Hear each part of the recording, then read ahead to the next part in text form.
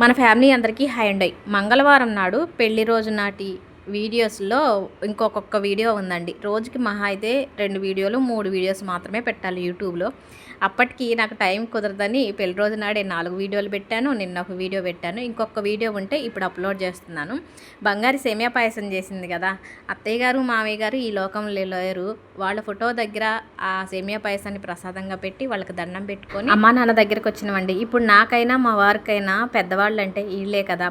అంటే అత్తయ్య గారు మామయ్య గారు చనిపోకముందు కూడా నాకున్న అదృష్టం ఏంటంటే పెళ్లి రోజు నాడు మాత్రం కంపల్సరిగా మా అత్తయ్య గారిని మామయ్య గారిని అడిగి, అత్తయ్య గారు మామయ్య గారు నేను మా అమ్మ వాళ్ళ దగ్గరికి వెళ్ళి ఒక 5 నిమిషాలైనా వాళ్ళ దగ్గర కూర్చొని వాళ్ళ ఆశీర్వాదం తీసుకొని వస్తామంటే వెళ్ళమనేవాళ్ళు. మిగతా పండగలప్పుడు పబ్బాలప్పుడు వెళ్ళమని చెప్పినా చెప్పకపోయినా పెళ్లి రోజు నాడు మాత్రం కంపల్సరిగా వెళ్ళమనేవాళ్ళు. నా అదృష్టం అనే అనుకోవాలా. అప్పటి నుంచి కూడా మేము ప్రతి పెళ్లి రోజుకి ఏదో ఒక టైంలో అమ్మా నాన్న దగ్గరికి వెళ్ళి వస్తుంటాం. మొన్న కూడా అమ్మా నాన్న దగ్గరికి వెళ్ళేటప్పుడు బంగారు చేసిన సేమియా పాయసాన్ని తీసుకెళ్ళాము.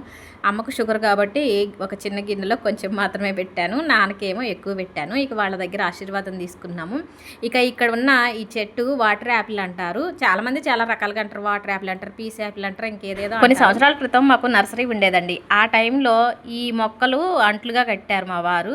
వాటిలో ఒక 2 ఏమో తోటలో వేస్తే చనిపోయినాయి, ఒకటేమో నాన్న ఇక్కడ ఇంటి దగ్గర వేసారు. పోయిన సంవత్సరం చాలా కాయలు కాసినాయి, ఈ సంవత్సరం 3 కాయలు కాసినాయి. ఇక అమ్మా నాన్న దగ్గర కూర్చొని కొద్దిసేపు బయలుదేరామండి. నిన్న పెళ్ళి ఉందని తెలిసినా పిల్లలు ఇంటి దగ్గర ఉన్నారు కదా, ఆ రోజే వచ్చాం.